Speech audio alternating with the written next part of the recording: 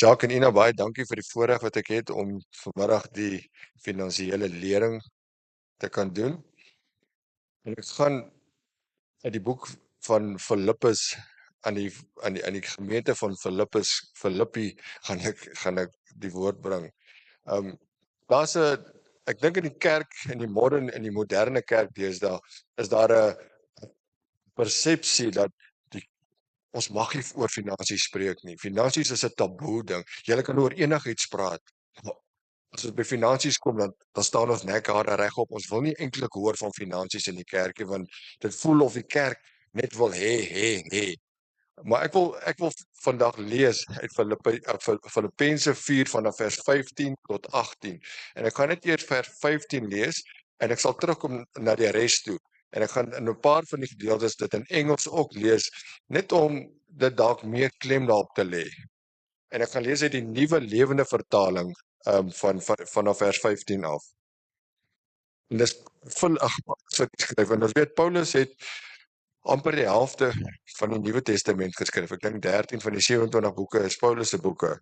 En dan skryf hy hierdie: Julle Filippense weet wat in die beginjare met die uitdra van die goeie nuus gebeur het. Toe ek van Macedonië af vertrek het geen gemeente behalwe julle my finansiëel ondersteun nie. Nou ek wil dit gou in die Engels ook lees in die New King James. Want is iets wat ek wil hê ons moet raak sien. Hy sê in vanaf vers 15 af: Now you Philippians know also that in the beginning of the gospel, when I departed from Macedonia, no church shared with me concerning giving and receiving, but only you.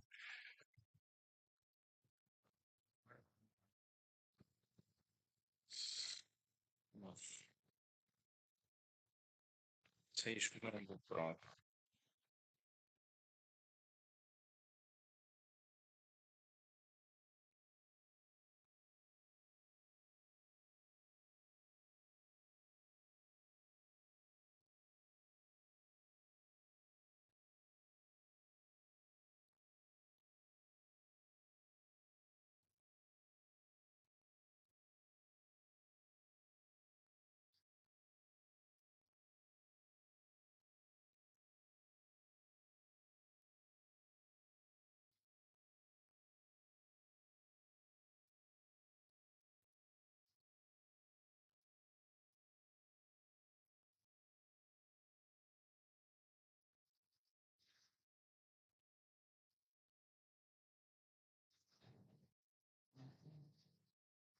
Testing.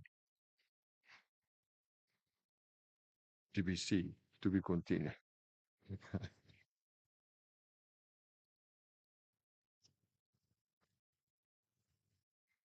gaan net weer vers 15 lees in die New King James. Now you Philippians know also that in the beginning of the gospel, when I departed from Macedonia, no church shared with me concerning giving and receiving, but only you. Nou, wat die boodskap wat ek, of die inleiding, ek gaan net van tot vers 18 lees, maar Paulus sê hierso, die ou wat 13 boeke geskryf in die Nuwe Testament, daar is seker goed wat hy ook nie geweet het nie. En hy het dit in die kerk geleer, van giving and receiving, van gee en kry, gee en ontvang. So, wat ek probeer sê is, die kerk is die plek waar ons oor finansies moet praat. Die kerk is waar finansies, Paulus sê, hy sou dit nie geweet het, hy sê, geen ander kerk het dit met hom gedeel nie, behalwe die Filippiërs kerk het dit met hom gedeel. Iets wat hy ook nie geweet het nie. So, wanneer ons nie wil dalk sê, ons sit in die kerk, ons wil nie moet finansies luister nie, ons wil nie daaroor praat nie, dis nie vir ons ore nie, wil ek vir jou sê, dis in die kerk waar Paulus dit geleer het. Ons is veronderstel om dit in die kerk te leer. Ons het 'n amper wil ek sê ultimatum om hierdie ding uit te dra. Ek wil gaan na Hosea 4 vers 6 toe ook in die 53 vertaling. En dit is 'n baie bekende gedeelte.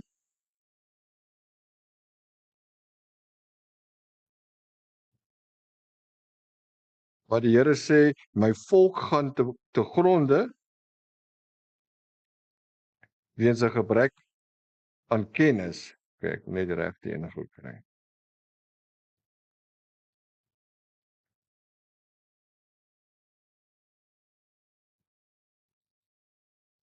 Maar ons is so geneig om net hierdie eerste gedeelte te lees. My volk gaan te gronde weens 'n gebrek aan kennis, maar dis nie waar die vers stop nie. Hy sê omdat jy die kennis verwerp het, sal ek jou verwerp. En hier praat die Here met 'n priester. Die volk gaan ten gronde omdat die priesters die kennis verwerp het, het hulle dit nie gedeel nie. En as ons kyk na die Openbaring kerk van Openbaring 2 en 3, waar Jesus op elke een van die 7 gemeentes sê ek het dit teen julle. En ek wil nie hierdie ministry in Jesus ministry wil nie eendag daar gaan staan en sê wat Jesus sê, ek het dit teen julle. Julle het nooit met my mense gedeel oor finansies nie. Die kerk is die plek waar ons met finansies moet ons mekaar in die oë kan kyk en kan sê hier praat ons oor finansies want dis waar dit hoor. So dan wil ek gaan lees in Matteus 10 vers 8 ook. En ek gaan bly in die 53 vertaling.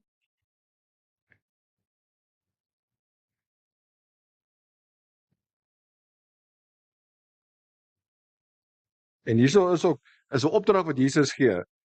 En ek gaan net die laaste gedeelte, ek gaan die hele vers lees, maar ek gaan konsentreer op die laaste enetjie, die laaste gedeelte. Maak siekes gesond. Reinig malaatses, wek dooies op, dryf duiwels uit. Julle het dit verniet ontvang. Julle moet dit gee, verniet gee. God vra nie van een van ons om iets te gee wat jy nog nooit ontvang het nie. Wanneer ons gee in die kerk is dit alreeds ontvang. Elke goeie gawe, sê die boek van Jakobus, kom van bo af. So God verwag nie van ons om bydraes te bring of opofferings te gee dat ons nog nie ontvang het nie. Dit is ons deel, dis ons plig om dit te gee. Lukas 6, nog 'n bekende gedeelte, vers 38, wat hy sê gee en aan julle sal gegee word. 'n Goeie maat wat ingedruk en geskit en oorlopend is, sal hulle in julle skoot gee. Want met dieselfde mate waarmee julle meet, sal weer vir julle gemeet word. Jou mate van gee, as ons teruggaan na Matteus 10 toe, julle het verniet gekry, so gee wat julle kry het weg. Dieselfde mate waarmee julle gee, sal vir julle gemeet word. Nou die mate waarop ons elkeen gee, reflekteer wie is ons provider. Is jy jou eie provider, jou eie voorsiener, jou eie oorsprong, of is God jou oorsprong? And generous gifts will be given back to you. And generous gifts will be given back to you. Shaken down to make room for more. Abundant gifts will pour out upon you with such an overflowing measure that it will run over the top. En hier is die stukkie wat ek wil hê ons moet luister. The measurement of your generosity becomes the measurement of your return. That is the measurement of your return. The measurement of your generosity becomes the measurement of your return.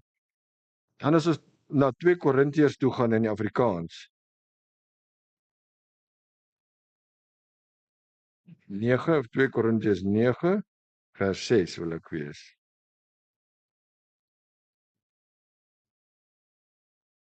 En ek gaan hom in die 53 vertaling lees. Hy sê, maar dink daaraan, wie spaarsamig saai, sal ook spaarsamig maai. Maar wie volop saai, sal volop maai. As ek kom in die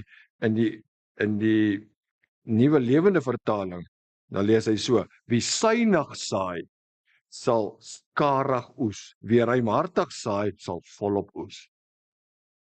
Suinig saai, die manier waarop jy gee, is die manier waarop jy gaan oes.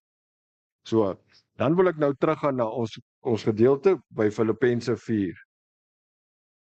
Ek wil nou die res gaan klaar lees. Hoekom ons gee? Vanaf vers 16 af. Ek gaan net weer terug na vers 15 toe. En julle Filippense weet wat in die beginjare met die uitdra van die goeie nuus gebeur het. Toe ek van Macedonië af vertrek het, in die beginjare van Paulus se bediening ook, het geen gemeente behalwe julle my finansiëel ondersteun nie. Selfs toe ek in Tessalonika was, het julle meer as een keer iets gestuur om my te help. En hoorie wat sê hy nou? Nie dat ek 'n skenking soek nie. Ek soek die resultaat daarvan. Groter krediet op julle rekening. Wanneer ons gee, is daar resultaat. Groter krediet op ons rekening. En dit wat Paulus van praat. Hy soek nie, ja, dis lekker om te ontvang. Maar die feit dat hulle gee, sit daar 'n krediet op hulle rekening. Want God het 'n blygewige gewer lief, sê die skrif vir ons. Op hierdie stadium het ek alles ontvang en meer as genoeg. Met dit wat julle saam in Epaphroditus gestuur het, het ek alles wat ek nodig het. Wat julle gestuur het, hoor net hierso, is 'n lieflike reukoffer waarvan God hou. Wanneer ons gee, wanneer ons vrygewig is met ons met geld, met ons whatever ons gee, wat ook al, is 'n lieflike reukoffer vir God. So laat ons regtig net weer besin by geld speel 'n belangrike rol in die kerk vir God ook, want sonder geld kan hierdie bediening nie voortgaan nie. Maar dit is 'n manier van waar God ons wil hê, ons moet hom vertrou as ons voorsiener. Wanneer ons gee, sal hy voorsien. Ons moet net uitgaan en uittreë en sê, Here, hier's ek. Ek steek my hand op. Ek gaan gee want ek weet hierdie is vir 'n goeie saak en U voorsien, U gaan dit teruggee vir my. So met hierdie woorde wil ek julle uitnooi om wanneer die ushers net die mandjies uitstuur sodat julle kan gee, vrygewig gee, soos elke man in sy hart voorgee. Baie dankie.